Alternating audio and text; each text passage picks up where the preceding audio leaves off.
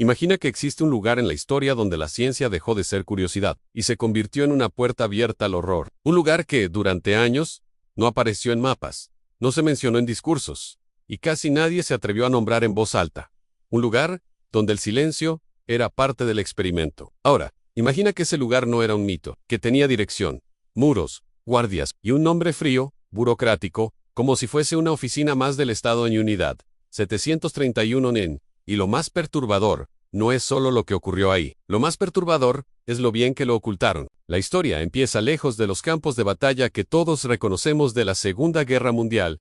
No es Normandía, no es Stalingrado, es Manchuria, al noreste de China, en los años 30 en una región ocupada, militarizada, convertida en tablero de ajedrez para el imperio japonés. En medio de ese paisaje, cerca de Harbin, se levantó un complejo que, visto desde afuera, podría pasar por una instalación industrial, en edificios grises, chimeneas, talleres, un perímetro cercado, nada que delatara lo que realmente era. Pero dentro se estaba diseñando un tipo de guerra que no necesitaba tanques. La mente detrás de todo se llamaba Shiro Eshii, un médico militar brillante, ambicioso, obsesionado con una idea que, en aquella época, sonaba como una ventaja definitiva: armas biológicas, bacterias, virus, enfermedades, no como tragedias inevitables, sino como herramientas. Ishii no era un científico aislado en un laboratorio, era un hombre con acceso al poder, capaz de convencer a altos mandos de que el futuro de la guerra podía viajar en una gota microscópica. ¿Y sabes qué es lo más escalofriante? Que en un mundo que ya se estaba deshumanizando,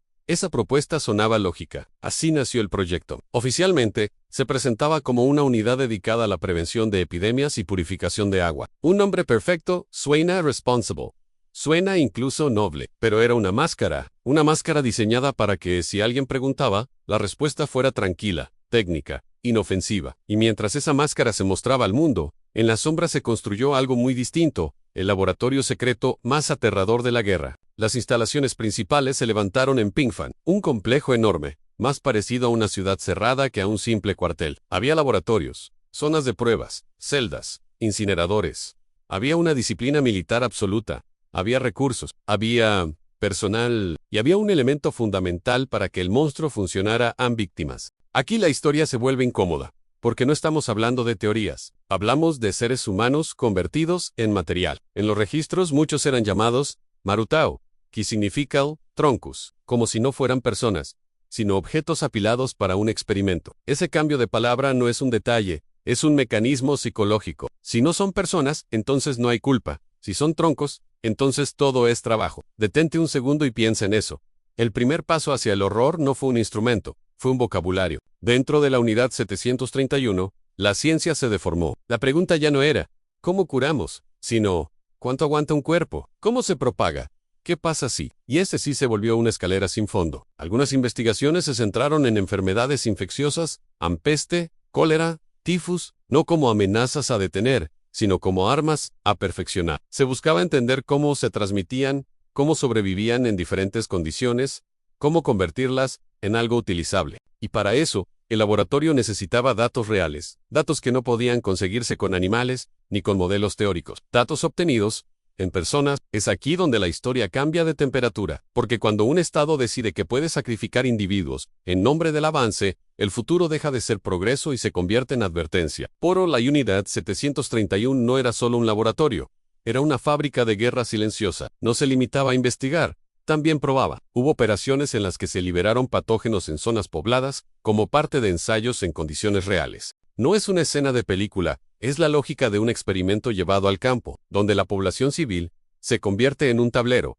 y las epidemias en un resultado medible. Y aquí viene una pregunta que rompe el ritmo, porque no puedes escuchar esto sin preguntártelo. ¿Cuántas vidas puede costar una prueba antes de que el mundo lo note? La respuesta es aterradora: muchas, porque durante años el mundo no lo notó, o no quiso notarlo. Y eso es parte del poder del secreto. La unidad 731 existía en un lugar donde la ocupación, el miedo y la censura eran el aire que se respiraba. Las personas desaparecían y el silencio se tragaba la explicación. Mientras tanto, Ishii y su equipo trabajaban con un objetivo claro: producir armas biológicas de forma masiva. Había métodos para criar y transportar agentes infecciosos, para diseñar mecanismos de dispersión, para probar diferentes formas de entrega. En una época donde los aviones eran símbolo de dominio, también podían ser un vehículo para algo más siniestro, no bombas, que destruyen edificios, sino algo que no se ve, no se oye. Y cuando te das cuenta, ya está dentro. Y aún así, pese a lo horrible, lo más inquietante es lo racional que parecía para ellos. En su lógica,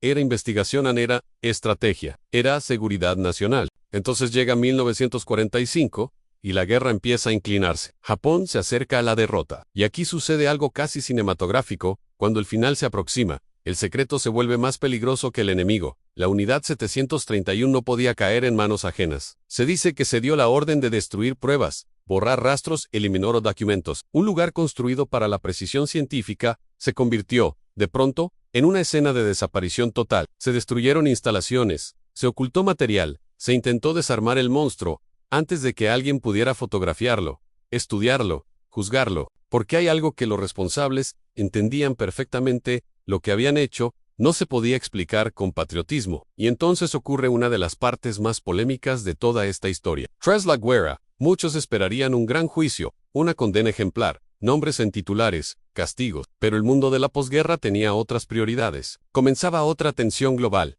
La información se volvió moneda, y los datos obtenidos por la unidad 731, datos construidos sobre crímenes, eran, para algunos, valiosos. La historia, en sus rincones más oscuros, a veces hace tratos. Durante Eikos, se afirmó que ciertos responsables obtuvieron inmunidad o evitaron persecuciones a cambio de entregar resultados, informes, conocimientos, que la justicia se diluyó porque el mundo entraba en una nueva era, donde la guerra ya no era solo con armas visibles, sino con inteligencia, tecnología, secretos. Y aquí viene el golpe moral. ¿Qué vale más, la verdad o la ventaja? No es una pregunta cómoda, no tiene una respuesta que nos deje en paz, pero sí tiene una consecuencia. El silencio se prolongó. La unidad 731 no solo fue un secreto durante la guerra, en muchos sentidos, siguió siéndolo después. Con el tiempo, testimonios, investigaciones y documentos fueron reconstruyendo el rompecabezas. Se levantaron museos en los restos de Pingfang, se registraron nombres, se discutió en tribunales, pero aún hoy, cuando se habla de la Segunda Guerra Mundial, la unidad 731 no aparece con la misma fuerza que otros horrores más conocidos, y eso es precisamente lo que debería alarmarnos, a no solo lo que el ser humano es capaz de hacer, sino lo fácil que es que el mundo lo archive. Porque la unidad 731 no fue un accidente, fue un sistema, fue ciencia cinética, poder sin límites, y un lenguaje diseñado para borrar la humanidad del otro. Fue burocracia convertida en cuchillo. Fue la idea de que el fin justifica los medios, llevada a su forma más cruda. Y sin embargo, esta historia no es solo sobre el pasado, es una advertencia sobre el futuro. Cada vez que una sociedad empieza a llamar daños colaterales a personas, cada vez que un gobierno oculta información por seguridad, cada vez que la ciencia se pone al servicio de la deshumanización, esa puerta, la misma puerta que se abrió en Pingfang, vuelve a crujir, porque el verdadero terror no está en un edificio abandonado en Manchuria, está en la posibilidad de que algo así pueda repetirse con otro nombre, otra bandera y otra excusa. Así que la próxima vez que escuches secreto de Estado, pregúntate, ¿qué protege realmente ese secreto? ¿A la gente o a los responsables? La unidad 731 fue un laboratorio, pero también fue un espejo. Y si miras demasiado tiempo ese espejo, entiendes algo que da escalofríos en el horror más grande. No siempre llega con gritos. A veces llega con formularios, uniformes y una puerta que se cierra, suavemente, detrás de ti. Y cuando el mundo por fin la abre, ya es tarde para las víctimas. Solo queda una elección para los vivos: recordar, hablar y no permitir que el silencio vuelva a ganar.